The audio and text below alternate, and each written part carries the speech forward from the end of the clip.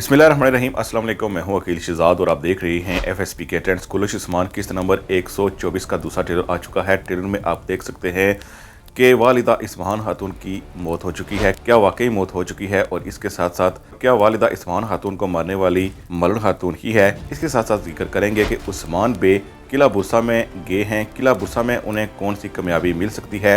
और इसके साथ साथ नाइमान उस्मान बे के बुरसा जाने पर नाराज क्यों नजर आ रहा है? उस्मान बे और सुल्तान मसूद कहां दौड़े जा रहे हैं? और इसके साथ साथ आपने ट्रेलर के आखिर में देखा है कि शेख एदाब अली नाइमान के चुंगल में आ चुके हैं और जख्मी भी हो चुके हैं। क्या शेख एदाब अली की शहादत यहां हो जाएगी?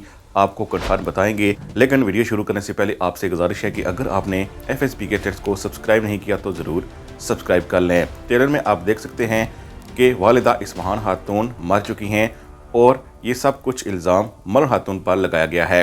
और देखने से ऐसा लग रहा है कि ये सीन रियल सीन है। इस सीन के थोड़े चांसेस तो हैं कि ये मलून खातून का ख्वाब हो सकता है, लेकिन जो कुछ सिनेरियो हम देख रहे हैं इससे एक बात वाज़ेह होती है कि अब वालिदा इस्माहान खातून का किरदार ख़त्म हो जाएगा। इसीलिए लगता है कि वालिदा इस्माहान खातून मर चुकी है। इसके साथ साथ वालिदा इस्माहान खातून का कत्ल हुआ है और कत्ल का इल्ज़ाम ज़ाहिर है मलून खातून पर लग गया है। और हमारे ख्याल में इसके पीछे बेंगी खातून है। और बेंगी खातून के क्या अज़ाइम हैं आप सब जानते हैं। मुमकिन है कि इसमें खादिमा इस्मा भी मुलव्वस हो, यानी उसकी वजह से मलून खातून फंसी हो, यानी इस्मा को खुद भी ना पता हो कि मलून खातून ऐसे फंस सकती हैं और उसी की वजह से ही मलून खातून फंस गई हों। और ज़्यादा इम्कान इसी बात के हैं कि मलून खातून ने वालिदा इस्माहान खातून को नहीं मारा। अगर मलून खातून का खंजर उसे लगा है तो ये दानिस्ता तौर पर नहीं लगा होगा, यानी मुमकिन है कि लड़ाई के दौरान उसे लग गया हो। बहरहाल अगर ये सीन एक ख्वाब ना हुआ तो इस सूरत में मलून खातून फंस जाएंगी।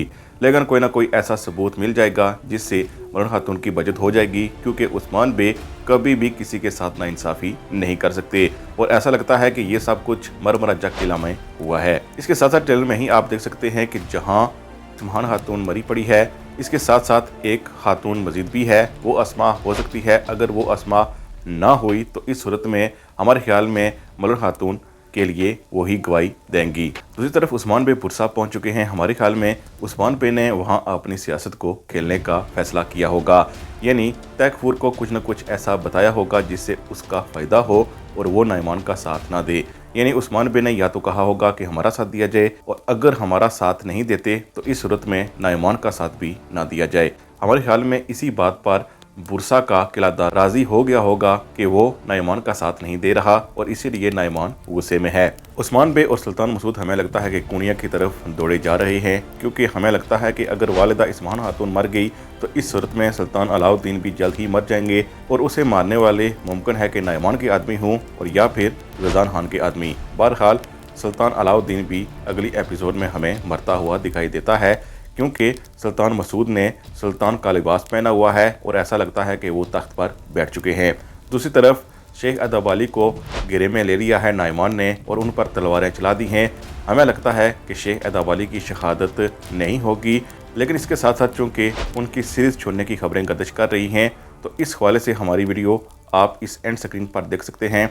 वहां से आप मालूम कर सकेंगे कि शेख एदाब अली कुलुश उस्मान से कैसे अलहदा हो सकते हैं। इस किस की शहादत के हवाले से तो हमने आपको बता दिया कि उनकी शहादत नहीं होगी, लेकिन अगर शेख एदाब अली जा रहे हैं तो फिर वो कैसे कुलुश उस्मान से अलहदा होंगे, इस वीडियो में आप जान सकेंगे, जो इस वक्त आप स्क्रीन पर देख सकते हैं।